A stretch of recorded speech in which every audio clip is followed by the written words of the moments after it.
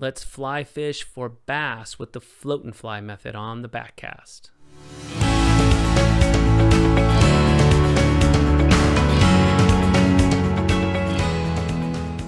I've heard about and I've even seen a bit of the float and fly method, but I didn't really understand the detail and the depth of it until I was guided by Ryan Williams, who is the owner of North Valley Fly Fishing. He really knows what he's talking about. He's got a lot of good information. He's developed his take on the float and fly method and what kind of similarities and differences there are between that and traditional fly fishing. Here's Ryan. So the float and fly, this is a conventional technique that people have been fishing tournaments with, doing it with spinning rods and bobbers for a long time. It is absolutely no secret within the conventional community about the float and fly. If you Google float and fly, everything that pops up is going to be for conventional with spinning rods and whatnot.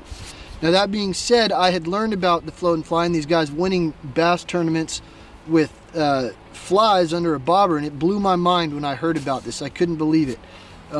So I researched the heck out of it, seeing what all the pro anglers were doing with it, and I just basically downsized it. I went smaller flies, smaller bobbers, made it to where you can cast it with a fly rod.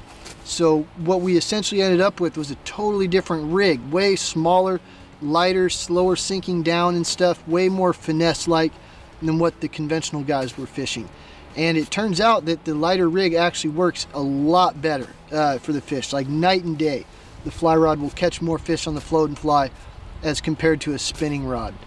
So yeah, I found my own little niche thing going, and it's just an absolutely deadly tactic. Just a little background information there on how it started.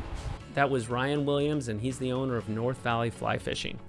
Let us know if you want some really good information fly fishing for bass on Northern California lakes, on lakes and reservoirs primarily. He specializes in that and his own unique take on the float and fly method.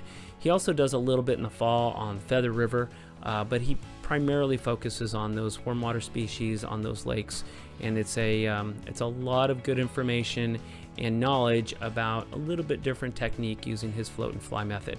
Let us know if you want to be put in contact. Call us, text us, email us. We'll put you in touch, and we'll see you right here next time on the Backcast.